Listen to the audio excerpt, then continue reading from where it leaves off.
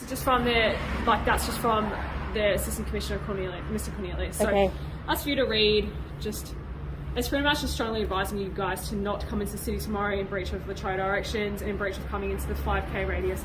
That's all it is. Why us? As in, who's us? You're I'm just saying, obviously so this is from our Assistant Commissioner. I don't know anything more about it. It's for you to read. We're just here to deliver it. That's all I can say. So everything that's happening tomorrow or that you want to come into the city tomorrow, it's just strongly advised that you don't do it, that you don't participate, and that you're not there. Otherwise you'll be in breach of everything. So that's all it is. We're going to go because we've delivered that, and that's pretty much all we need to do. Okay. You're an independent journalist. We've watched your work throughout the lockdown. You've never organised anything. Tell us what happened. No, so the police rocked up at my house yesterday. So somehow they got my address. I wasn't home, I was walking the dog. And my wife went down and they handed her a letter from Luke Cornelius, pretty much to say that I shouldn't be here today because I'm a protest organiser or, causing trouble, whatever it is. But, I've done a lot of work throughout this year, very hard work actually, to establish that I'm actually a credible independent journalist. Now, I don't know what kind of research the police have done, or they're just sending out random letters to everyone. But I feel like it's very targeted because I've never organised anything.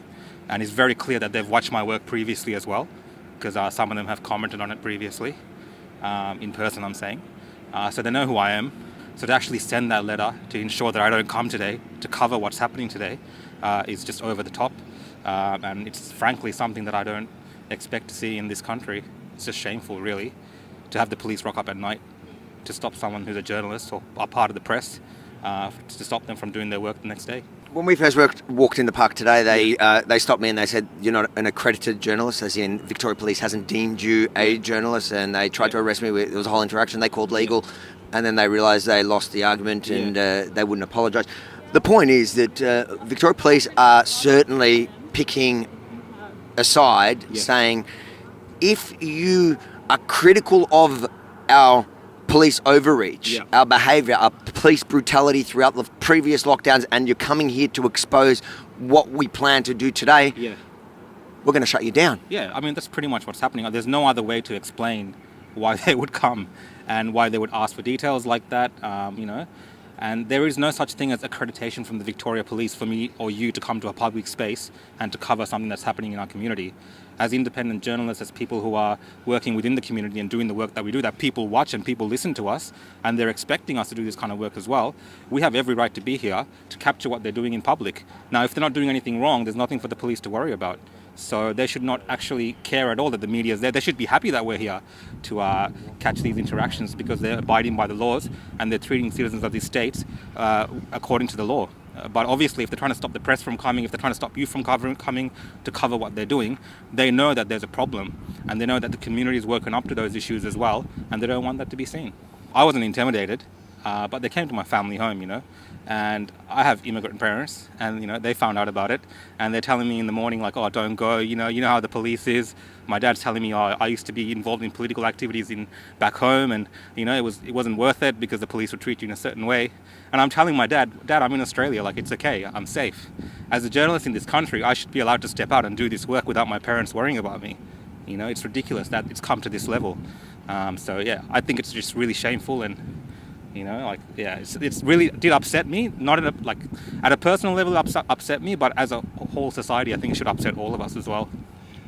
I'll tell you what, there's a reason why we know they obviously came to intimidate you. There's a reason why they came to your house and not my house last night, because they've done it before, they've tried it before, and then I've smashed them in court, and still that fight's ongoing. But they didn't dare come with that letter last night to me.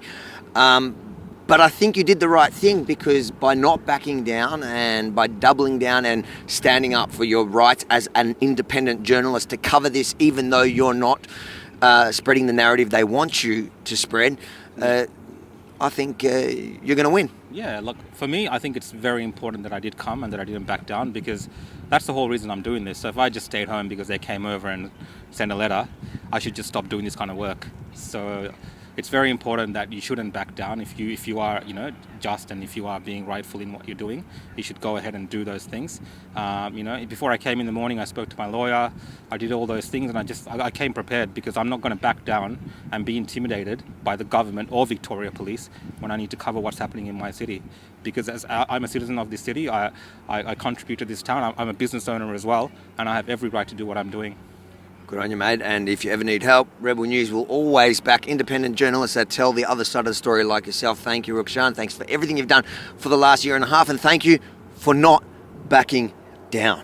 Cheers, Avi. Thank you. Likewise. Not only is Rukshan an absolute gentleman, I encourage you to go and follow him on YouTube, Facebook and Instagram to see his work from the front line. And then head over to standwithavi.com to help fund our lawsuit against Victoria Police to ensure we protect freedom of the press here in Victoria. Standwithavi.com. Stand by my side and we'll take this fight to the top.